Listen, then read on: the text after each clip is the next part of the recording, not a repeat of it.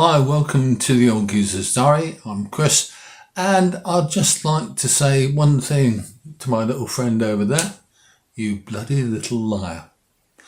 I don't know whether you saw the interview with Sam Coates of Sky News that Rishi Sunak gave recently. I'll play you a little bit of it, but it's Sky News' report, and I don't want to kind of tread on their parade. But what it eventually ended up being was the excellent Sam Coates asking him effectively for a straight answer 3 times, 4 times I think maybe, and getting the same line of heavily rehearsed bullshit coming back to him.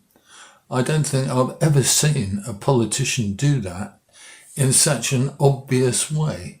Mr. Sunak had a hugely well-learnt and well-rehearsed script that he came from. He altered the emphasis and the sentence order at times, but essentially he said exactly the same thing, and it became really obvious that he'd practiced this to death because he knows that he's revealed himself as a liar, as someone who doesn't tell the truth to the people he expects to vote for him.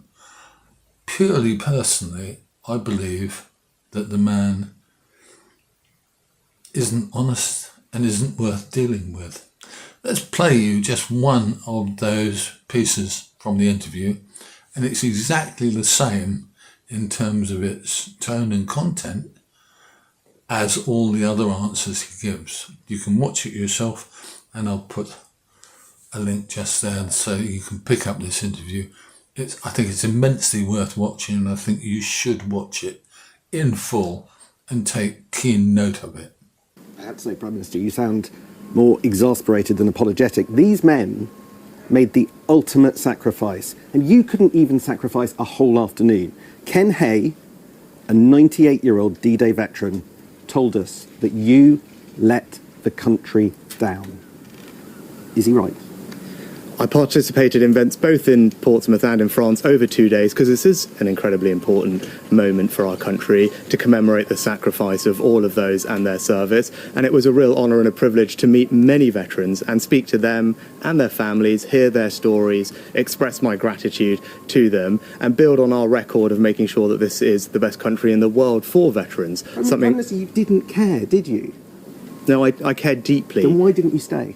As I said, the itinerary for these events was set weeks ago before the general election campaign. I participated in events both in Portsmouth and in France, and having fully participated in all the British events with British veterans, I returned home before the International Leaders event. That was a mistake, and I apologise for that. But I will always be proud of our record in supporting veterans here in the UK. We have a dedicated Office for Veterans Affairs, the first Veterans Minister sitting in Cabinet, and a range of programmes to support them with health, housing, employment needs. That's something that I've worked very personally on because it's personally important to me. And as I said yesterday and the day before, I had the privilege of speaking with many veterans and their families to express my personal gratitude to them for their service to our country and to honour what they and their colleagues have done for us. I'm told your team considered cancelling your attendance at the entire event yesterday.